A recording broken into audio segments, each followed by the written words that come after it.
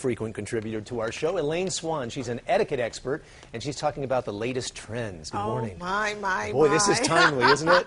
It really is. It's interesting because what's happened is technology is really now kind of infiltrating our ability to socialize effectively, and I think that's what we see happening in a lot of teens today. A lot of social networking, but it's the face-to-face that gets left. It's left out, and when the day is dead and said and done. Right. You still have to face that person if you want to ask them out to the prom. You know, once you get to the prom, you have to talk.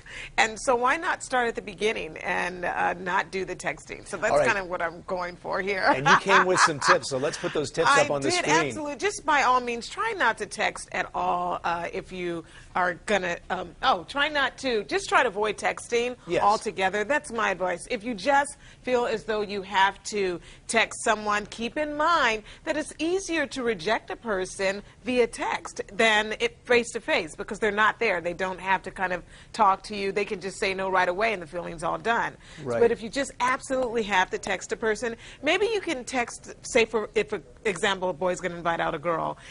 Let him do that just to kind of pull her out and get her with him. Maybe he can say, hey, can you give me a call, or is it all right if I call you, or can I meet you after school or something, and then ask the person out verbally. So you can use texting as an icebreaker. As an icebreaker. You can use Facebook, Twitter, anything like that as an icebreaker. But use that as your icebreaker, not as your means of communicating with them. And then for the girls, if a guy sends you a text and you're actually kind of thinking about maybe responding, make sure that he talks to you face-to-face because you want to know who you're going to spend the entire prom with. I mean, this is your prom. It's a once-in-a-lifetime thing. And so what if you end up getting a dud because he sounded really good on text? Right.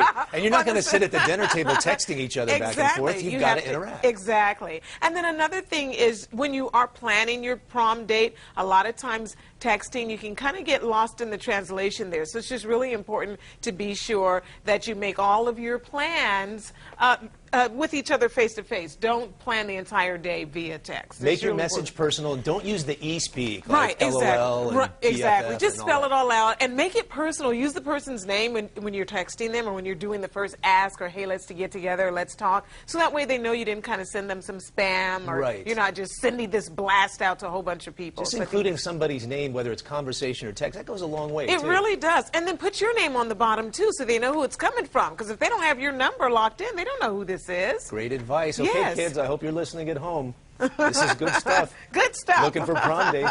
Elaine Swan, thanks so much for joining us again. Thank you for having me. Can't wait for your next visit. Always so nice. Thank you. All right, Elaine.